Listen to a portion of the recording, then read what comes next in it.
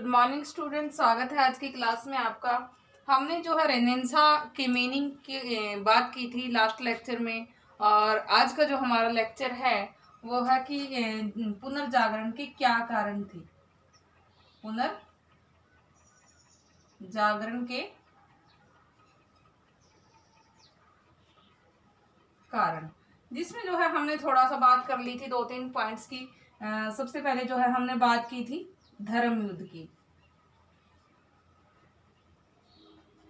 जैसे कि स्टूडेंट्स हमने बात की थी कि ये जो पुनर्जागरण आंदोलन थे, ये जो पुनर्जागरण हुआ था, तो ये कोई एकदम से ही नहीं हुआ था, बल्कि एक क्रमबद्ध प्रक्रिया थी, क्रमबद्ध विकास का परिणाम था। तो वो क्या क्रमबद्ध स्थिति थी, कौन से क्रमबद्ध कारण थे जिनके कारण से पुनर्जागरण हुआ था, उन कारणों की जो है हम चर्चा कर रहे हैं। सबसे पहले जो है हम बात करेंगे धर्म युद्ध की। धर्म युद्ध क्या थे या क्रूसेड्स क्या थे? तो जो जेरूसलम नाम का एक पवित्र तीर्थ स्थल था ईसाइयों का, उसमें जो है ईसाई तीर्थ यात्रा करते थे, अपनी धार्मिक पूजा अर्चना के लिए वहां जाते थे। तो यहाँ पे जो 11वीं शताब्दी में तुर्कों का अधिकार हो गया, मुस्लिमों का अधिकार हो गया। सेल्जुक तुर्क बड़े अत्याचारी थे, असहिष्णु थे, और अपनी असहिष्णु और अत्याचार पूर्ण नीति के कारण उन्होंने अपने अत्याचारों के चलते ईसाइयों को लूटना शुरू कर दिया, उनकी तीर्थ यात्रा पे प्रतिबंध लगा दिए, और उनको लूट के साथ साथ उनको जो है वो मार भी देते थे। तो इस प्रकार से उनके अत्याचार इतने ज्यादा बढ़ गए कि ईसाई लोग परेशान हो गए, और अपने पवित्र तीर्थ स्थल जेरूसलम पे जाने के लिए वो जो है डरने लगे। तो इसके कारण से वो अपने तीर्थ स्थल पे पुनः अपना अधिकार पाना चाहते थे, इसलिए जो है ईसाइयों में और मुसलमानों में युद्ध हुए, और वो युद्ध जो है 2 शताब्दियों तक चले। 1095 से लेकर के 1295 तक वो चले, और इन 2 शताब्दियों में चले इन युद्धों को धर्म युद्ध का नाम दिया गया, क्योंकि धर्म के नाम पर युद्ध लड़े गए थे और धर्म के लिए जो है ये युद्ध लड़े गए थे, तो उनको क्रूसेड्स कहा गया। तो यहाँ पे जो धर्म युद्ध लड़े गए थे, इस में जो ईसाइयों और मुस्लिमों में या ईसाइयों और सेल्जुक तुर्कों में लड़े गए इन धर्म युद्धों में जो विभिन्न लोगों का जो एक दूसरे मार्गों से आना जाना हुआ, उनके विचारों का जो आदान प्रदान हुआ, तर्कों की जो उनको समझ आई, उससे जो है नए मार्गों की खोज को भी एक रास्ता मिला। नए मार्गों की खोज हुई, नई भौगोलिक खोजें हुई, और उनसे जो है नई भौगोलिक खोजों से व्यापार में वृद्धि हुई। व्यापारियों के लिए जो है नए मार्गों की सुलभता हुई, नए मार्ग व्यापारियों को व्यापार के लिए प्राप्त हुए, और उन प्राप्त मार्गों से व्यापारियों ने अपना व्यापार करना शुरू कर दिया।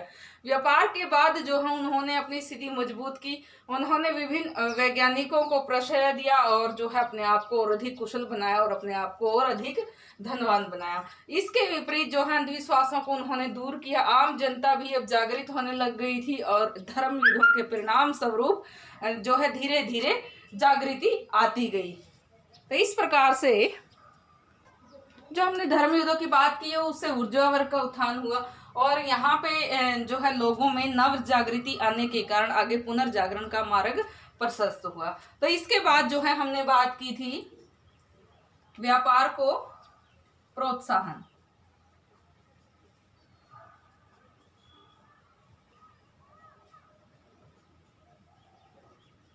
व्यापार में जो प्रोत्साहन हुआ था, व्यापार जैसे कि हमने अभी बात की, धर्म युद्धों के फलस्वरूप जब भौगोलिक खोजों को जो है भौगोलिक खोजों से व्यापारियों को नए मार्ग मिले, तो उनको नए मार्गों के बाद जो है नई जगहों के साथ उनके व्यापारिक संबंध कायम हुए, जिससे उनकी स्थिति मजबूत हुई, और वो अधिक कुशलता से व्यापार करने लगे और धनवान बन गए। उनके धनवान बनने के बाद अब उनके पास इतना ज्यादा धन था कि उन्होंने वैज्ञानिकों को आश्रय देना शुरू कर दिया। उनके द्वारा वैज्ञानिकों को आश्रय दिया गया। वैज्ञानिकों ने जो है व्यापारियों से प्राप्त आर्थिक सहायता के तहत जो नई भौगोलिक नई खोजें की और नए प्रयोग किए। उन नए प्रयोगों से, नई खोजों से नई नई तकनीकें जो है सामने आई, और उन नई तकनीकों से अच्छी किस्म का माल तैयार होने लगा, जिससे व्यापार में काफ़ी वृद्धि हुई, व्यापार को काफ़ी प्रोत्साहन मिला, काफ़ी लाभ मिला। तो काफी लाभ मिलने के कारण अब साहित्य सृजन किया जाने लगा। यहाँ पे साहित्य सृजन जैसे कि जो वैज्ञानिक जो वर्ग था वो साहित्य का अध्ययन करके ही अपने प्रयोगों को सिद्ध कर रहा था, तो यहाँ पे साहित्य अध्ययन किया गया, साहित्य सृजन भी किया गया। और साहित्य सृजन से जो पुरानी रूढ़ियां थी, अंधविश्वास थे, वो जो है सारे ही खत्म हो गए। और उनके खत्म होने के बाद अब लोगों में नव जागृति आई। और यहाँ पे जो पीछे क्या था कि पोप जो बातें लोगों को समझा देता था वही सत्य थी, और इतना ज्यादा छापे खाने का भी विकास नहीं हुआ था। तो यहाँ पे इस समय में अब जो है पोप के जो प्रतिष्ठा थी, पोप की जो शक्ति थी, पोप की जो सत्ता थी, उसमें भी कमी आई। और उसमें आई जो कमी थी उससे लोगों में एक नई जागृति आई। लोग अंधविश्वासों से ऊपर उठे, ज्ञान के उजाले को उन्होंने महसूस किया, तर्कों के आधार पे वो निर्णय लेने लग गए और तर्कों की समझ उनमें विकसित हुई, जिससे आगे जो है पुनर्जागरण में काफी महत्वपूर्ण भूमिका निभाई। अगला जो पुनर्जागरण के उदय में जो कारण रहा वो था अरब और मंगोल संपर्क। अरब और मंगोल संपर्क। तो यहाँ पे अरब और मंगोलों ने पूर्वी देशों में संचित ज्ञान को यूरोप में साझा करने में महत्वपूर्ण भूमिका निभाई। प्रमुख मंगोल नेताओं की हम बात करें, चंगेज खां, कुबलई खां, मंगू खां की हम बात करें, तो विद्वानों को प्रश्रय देने वाले अच्छे मंगोल नेता कहे जा सकते हैं। उनके समय में जो है कई ऐसे भौगोलिक मार्गों की खोज हुई जिससे कि अरब लोगों के साथ उनके व्यापारिक संबंध स्थापित हुए। और अरब लोग जो है मंगोलों के राज्य में रहने के कारण जो है अरबों और मंगोलों के आपसी संपर्क स्थापित हुए, जिससे आगे एक नई सभ्यता का प्रसार हुआ। यहाँ पे जो चंगेज खान का जो पुत्र था कुबलई खां, वहाँ पे उत्तराधिकारी कुबलई खान था, वो काफी अच्छा विद्वान था और वो जो है विद्वानों को आश्रय देने के लिए काफी फेमस था। उसके दरबार में काफी विद्वान, साहित्यकार, कलाकार, संगीतकार, बहुत ही अच्छे किस्म के विद्वान जो हैं वो रहते थे और वो विद्वानों का बड़ा आदर भी करता था। तो इस प्रकार से उसके द्वारा विद्वानों को आश्रय दिए जाने के कारण आगे जो नया जो तर्क था, नई जो साहित्य था, उसका सृजन किया जाने लगा, जिससे जो है अरबों और मंगोलों के आपसी संपर्क बढ़े। एक नया साहित्य, एक नई संस्कृति लोगों के सामने आई जो मिली जुली संस्कृति थी, जिसके कारण आगे भौगोलिक खोजों के लिए मार्ग प्रशस्त हुआ। नया साहित्य जो है अरबों को पढ़ने को मिला और अरबी जो साहित्य था वो मंगोलियों को पढ़ने को मिला। तो इस प्रकार से उन दोनों में एक मिली जुली संस्कृति का प्रादुर्भाव हुआ, नए तर्कों का प्रादुर्भाव हुआ, जिससे कि पुनर्जागरण के लिए आगे मार्ग तैयार हुआ। आगे जो पुनर्जागरण में महत्वपूर्ण योगदान देने वाला कारण था वो था कागज व छापा खाना का विकास। कागज व छापा खाना। तो यहाँ पे कागज और छापे खाने के विकास ने जो है पुनर्जागरण में मुख्य भूमिका निभाई। पहले क्या था कि जो है कागज का आविष्कार नहीं हुआ था, तो यहाँ पे कागज बनाने के लिए छापे खाने का सबसे पहला प्रयोग जो है चीन में किया गया था। यहाँ पे चीन में ये सबसे पहला प्रयोग किया गया था और अरबों ने जो है इनका प्रयोग चीन से ही सीखा था और इसकी जानकारी फिर आगे उन्होंने यूरोप वासियों को दी, जिससे जो है बहुत सारे यूरोपीय नगरों में भी कागज बनने लगे। इटली वालों को जब इसका ज्ञान हुआ तो इटली में छापा खाना खोला गया, तो इटली में भी काफी मात्रा में साहित्य सृजन किया गया। तो इस तरह से बहुत सारे नगरों में धीरे धीरे, यूरोपीय जो नगर थे उनमें धीरे धीरे छापे खाने के प्रसार हुआ, कागज छपाई होने लगी और जो है पुस्तकें बहुत अधिक मात्रा में छपने लगी। पहले क्या था कि ज्ञान एक विशेष वर्ग तक ही सीमित था, यानी कि जो हाथ से लिखी हुई पुस्तकें थी वो बहुत महंगी होती थी और वो केवल उच्च वर्गीय लोग ही खरीद पाते थे और वो ही उनको अध्ययन कर पाते थे। तो जिसके कारण से आम जनता उन उच्च वर्गीय लोगों के बहकावे में ही जो है अपना जीवन गुजर बसर कर रही थी, क्योंकि वो ऐसा कह के लोगों को चुप करा देते थे कि ऐसा ही किताबों में लिखा हुआ है। किताबें महंगी होने के कारण वो स्वयं उनको खरीद करके पढ़ नहीं पाते थे। लेकिन छापे खाने और कागज के आविष्कार ने एक क्रांति ला दी। यहाँ पे जब छापे खाने का जो है आविष्कार हो गया, कागज छपने लगे, पुस्तकें छपने लगी, तो जो है ज्ञान में वृद्धि हुई। और उस ज्ञान में वृद्धि यहाँ से आंकी जा सकती है कि अब लोग एक दूसरे की बातों पे विश्वास करने की बजाय स्वयं जो है पढ़ लेते थे और तर्कों को समझ लेते थे, जिसके कारण से अब विशेष वर्ग का ज्ञान पे एक अधिकार नहीं था, अपितु आम जनता भी अब ज्ञान से परिपूर्ण थी, तार्किक जीवन जी रही थी। तो इस प्रकार से कागज और छापे खाने के विकास ने एक क्रांतिकारी मार्ग तैयार किया लोगों के लिए आगे पुनर्जागरण के लिए, जिससे कि कहते हैं कि 15वीं शताब्दी के पूर्वार्ध में हाथ से लिखी गई पुस्तकों की संख्या 1 लाख थी और उसके उत्तरार्ध में इसकी संख्या 90 लाख हो गई। तो इससे ही अंदाजा लगाया जा सकता है कि कितनी ज्यादा पुस्तकों को छापा गया और उससे जो है आम जनता भी ज्ञान से परिपूर्ण हो पाई और वो तर्क के आधार पर निर्णय ले सकी। तो इस प्रकार से छापे खाने और कागज के आविष्कार ने पुनर्जागरण में महत्वपूर्ण भूमिका अदा की। अगला जो कारण था वो था तुर्कों का कुस्तुनतुनिया पर अधिकार। तुर्कों का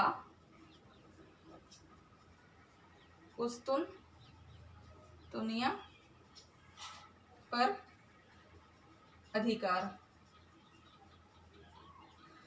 ये जो 1453 में कुस्तुनतुनिया का जो पतन हुआ था, ये भी पुनर्जागरण में मुख्य भूमिका निभाता है। या यदि हम ये कहें कि कुस्तुनतुनिया के पतन के पश्चात या उस पे तुर्कों के अधिकार के पश्चात ही पुनर्जागरण आंदोलन शुरू हुए थे, पुनर्जागरण की शुरुआत हुई थी, तो कोई गलत नहीं होगा। यहाँ पे तुर्कों का कुस्तुनतुनिया पे अधिकार हो गया।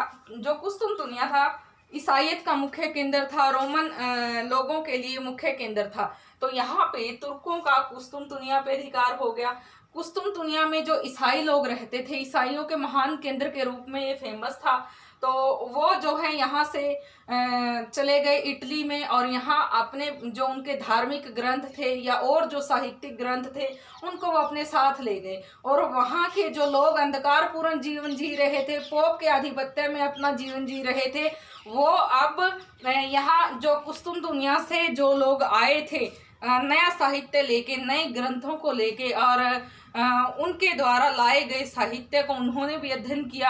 और वहाँ पे चर्च का जो प्रभुत्व था, जो आडंबरपूर्ण स्थिति थी, जो अंधविश्वास की जो स्थिति थी, उन्होंने उससे निजात पाया और तर्कों की समझ उनमें भी विकसित हुई। तो यहाँ पे कुस्तुनतुनिया के पतन का एक अच्छा प्रभाव जो है यूरोपीय लोगों पे पड़ा और कुस्तुनतुनिया से उन विद्वानों का निष्कासित होना और उनका वहाँ पे इटली चले जाना, इटली में उन लोगों को प्रश्रय मिलना, आश्रय मिलना और उस आश्रय के बाद उनका वहीं पे जो है रह जाना, विस्थापित हो जाना, और जिससे जो है वहाँ के लोगों को नए ज्ञान, नई चेतना की प्राप्ति होना, उससे ही नवजागरण की शुरुआत मानी जा सकती है। तो कुस्तुनतुनिया के पतन से एक और परिणाम महत्वपूर्ण ये निकला कि यूरोप कुस्तुनतुनिया पूर्वी देशों में आता था और यहाँ पे पूर्वी देशों के मसाले की जो है पश्चिमी यूरोप में बड़ी मांग थी, पश्चिमी देशों में बड़ी मांग थी। तो यहाँ पे उन्होंने जो है उन मार्गों पे अधिकार कर लिया। तो उनके लिए आवश्यक हो गया नए मार्गों की खोज करना, और नए मार्गों की खोज अब वो करेंगे तो उनको जो नए मार्ग मिलेंगे उससे जो है वो वहाँ से मसालों की जो अपनी मांग है वो पूरा कर सकते थे। तो इससे जो है एक और अच्छी जो बात हुई वो थी भौगोलिक खोजों की, कि नए भौगोलिक मार्ग अब उन्होंने खोज लिए थे, जो पुनर्जागरण के लिए एक महत्वपूर्ण कारण साबित हुए। अगला जो कारण है वो है भौगोलिक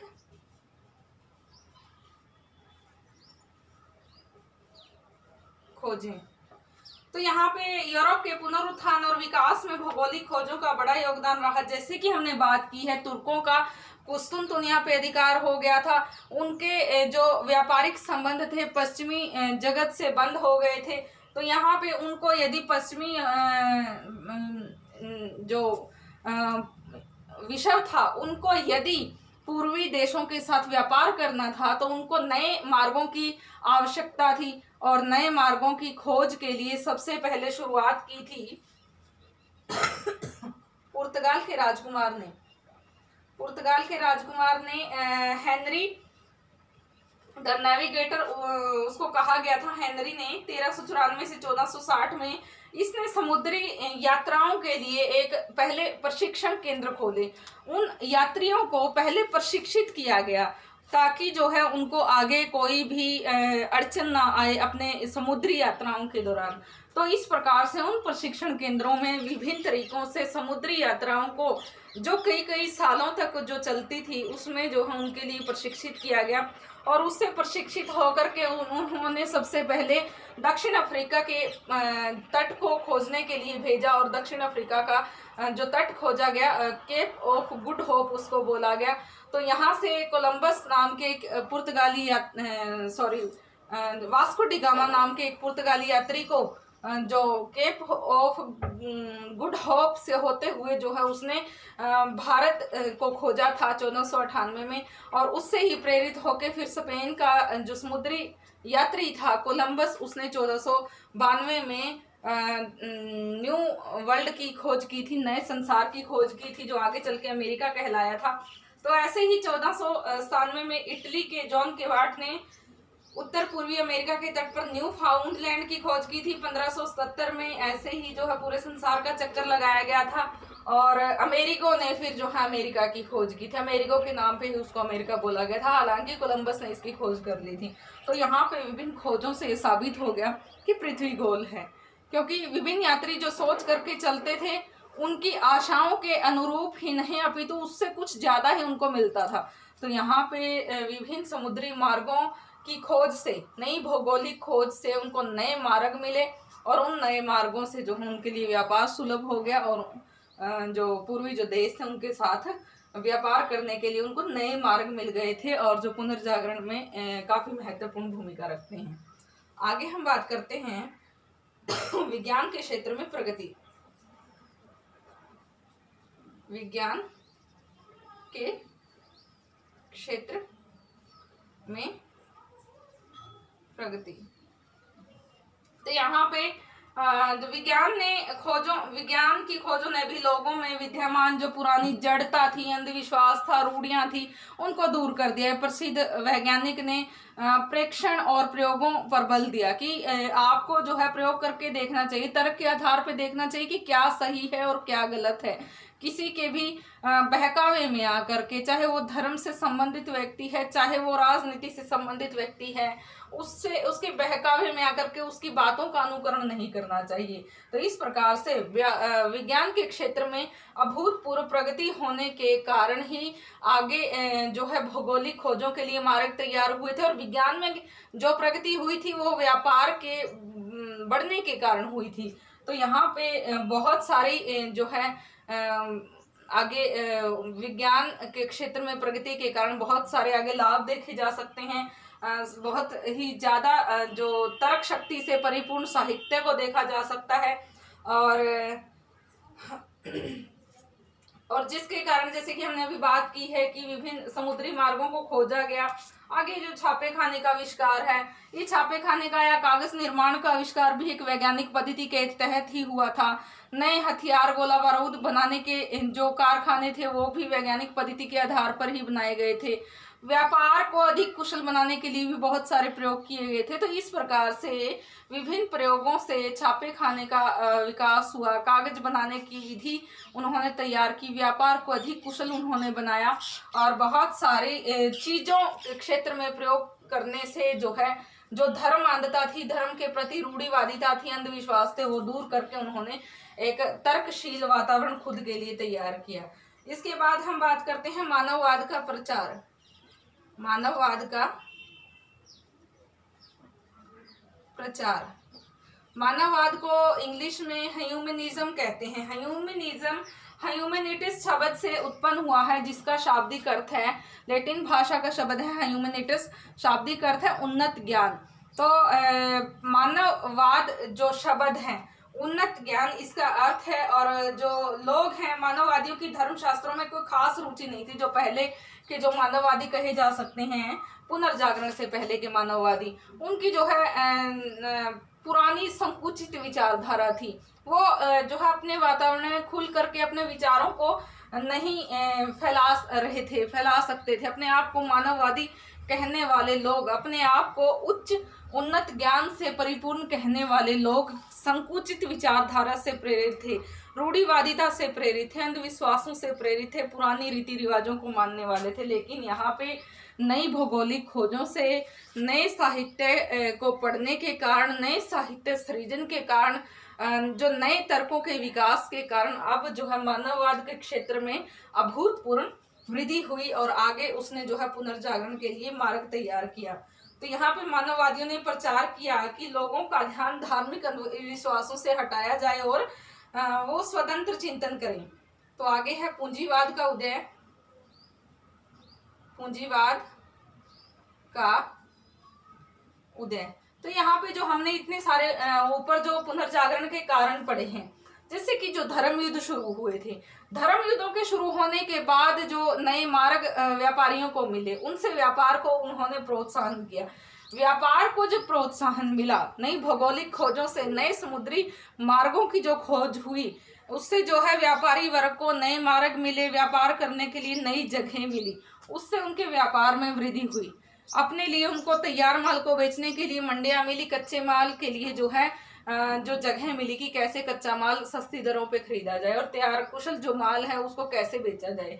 तो इससे जो है एक नई पद्धति, एक नई जो पद्धति थी हमारे सामने उत्पन्न हुई, वो थी पूंजीवाद। अब लोग जो है व्यापार के बढ़ने के कारण, व्यापार में वृद्धि के कारण अधिक धन उनके पास जो इकट्ठा हो गया था वो पूंजीपति हो गए थे, जिससे आगे पूंजीवाद को बढ़ावा मिला, पूंजीवाद का उदय हुआ। तो व्यापार में प्रोत्साहन होने से एक नई जो पद्धति हमारे सामने आई वो थी पूंजीवाद का उदय। यहाँ पे अब पूंजीवाद का उदय हो गया था। पुरानी जो सामंती व्यवस्था थी, सदियों से चली आ रही परंपरागत सामंती व्यवस्था, जिसके अधीन सामंत ही सब कुछ थे, सर्वे सर्वा थे, जागीरदार थे, ऐशो आराम का जीवन जीने वाले थे, बाकी जो साधारण वर्ग था, बुर्जुआ जो वर्ग था, उसको वो दबा कर रखते थे। यहाँ पे साधारण वर्ग से ही व्यापारी लोग उठे थे और वो व्यापार करके जो है उच्च दर्जे उन्होंने प्राप्त किए थे।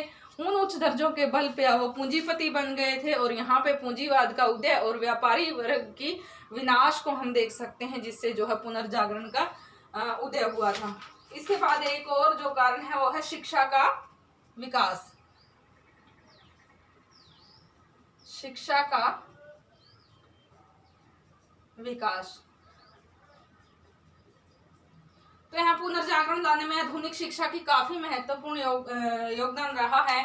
मध्यकाल में जैसे कि हमें पता ही है कि शिक्षा के प्रमुख केंद्र, शिक्षा जो है चर्च के ही अधीन थी। धीरे धीरे जो पुनर्जागरण के कारण जैसे कि व्यापार में वृद्धि हुई, धार्मिक अंधविश्वास लोगों के दूर हुए, रूढ़िवादिता उन्होंने दूर की, तर्कों की उनमें समझ आई, जो मानववादी थे उनके विचार संकीर्णता से जो है आगे खुले विचारों में तब्दील हुए।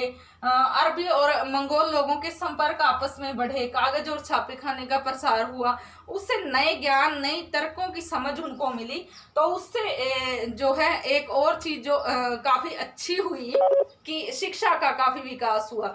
जैसे कि विभिन्न बहुत सारी जो बड़ी बड़ी यूनिवर्सिटीज हैं, विश्वविद्यालय हैं, वो खोले गए, जिसमें हम बात कर सकते हैं वो लेगना विश्वविद्यालय की, ऑक्सफोर्ड यूनिवर्सिटी की, पेरिस यूनिवर्सिटी की, जर्मनी का जो विटेन विश्वविद्यालय, हॉलैंड का लोवेन विश्वविद्यालय। तो शिक्षा के विकास के कारण अब अंधविश्वासों को पूर्ण रूप से खत्म होना ही था। रूढ़िवादिता थी, जो पुरानी परंपराएं थी घिसी पिटी, उनको अब जो है खत्म होना ही था, क्योंकि शिक्षा या ज्ञान के प्रकाश से अंधविश्वास या जो बुराई है उन पे जो है ज्ञान विजय पाता है और ज्ञान के प्रकाश से वो अंधविश्वास या बुराई दूर हो ही जाती हैं। तो इस प्रकार से यहाँ पे शिक्षा के लिए नए शिक्षण संस्थान खोले गए, नए जो है बड़े बड़े विश्वविद्यालयों की स्थापना हुई। विश्वविद्यालयों से अधिक छात्र जो है अधिक तार्किक ज्ञान प्राप्त कर पाए और उस ज्ञान से जो है एक ज्ञान का जो अलौकिक उजाला था वो पूरे विश्व में फैल गया धीरे धीरे, जिससे जो है पुनर्जागरण के मार्ग और ज्यादा खुल गए और पुनर्जागरण में उसने महत्वपूर्ण भूमिका अदा की शिक्षा के विकास में। तो इस प्रकार से स्टूडेंट्स आज हमने जो बात की है पुनर्जागरण के कारणों की, तो इसमें हमने बात की है कि कैसे जो है धर्म युद्धों के कारण से जो 2 सदियों तक चले थे, 2 शताब्दियों तक चले थे, उन्होंने कैसे जो है व्यापारियों के लिए जो है एक अच्छा कार्य किया, और उसमें लोगों के आवागमन से आपसी जो संपर्क हुए, उससे व्यापारी जो वर्ग था उनके आपसी मिलन से व्यापारिक मार्ग उनको पता चले, उससे व्यापार में काफ़ी वृद्धि हुई। और व्यापार में वृद्धि होने के कारण व्यापारियों का पूंजीपति होना, वैज्ञानिकों को आश्रय देना, नई खोजें होना, नए प्रयोग होना, और उन नए प्रयोगों के कारण छापे खाने का विकास होना, कागज का विकास होना, नए गोला बारूद हथियारों का विकास होना, और उनके कारण तर्कों की समझ, नए साहित्य का सृजन होना, और उसके बाद जो है तुर्कों का कुस्तुम दुनिया पे अधिकार, उससे जो है भौगोलिक खोजों के लिए मार्ग प्रशस्त होना, और विज्ञान के क्षेत्र में अभूतपूर्व प्रगति होना, और मानववाद के जो विचार थे, जो पुरानी जो संकीर्णता थी उससे निकल करके जो एक खुले विचारों में उसका तब्दील होना, और यहाँ पे पूंजीवाद के उदय के लिए जो मार्ग थे उसका खुलना, और बाद में शिक्षा का विकास होना। तो इन सब कारणों ने पूंजीवाद को उदय होने में महत्वपूर्ण भूमिका अदा की, जिसके कारण से एक नया समाज, एक तर्कशील समाज हमारे सामने आया। जो हम पढ़ रहे हैं, तर्कशील जो यूरोप है वो हमारे सामने आया, और ये जो कारण थे पुनर्जागरण के लिए जिम्मेदार थे, जिससे पुनर्जागरण हुए, और पुनर्जागरण के कारण लोगों ने तर्कों के आधार पे अपनी बातों को समझना शुरू किया। तो इस प्रकार से आज हमने बात की है पुनर्जागरण के कारणों की। आगे का जो लेक्चर होगा उसमें हम बात करेंगे पुनर्जागरण के विकास की, और पुनर्जागरण के विकास में हम पढ़ेंगे कि किस प्रकार से पुनर्जागरण का किन परिस्थितियों में विकास हुआ। आज के लिए इतना काफी है। Thank you.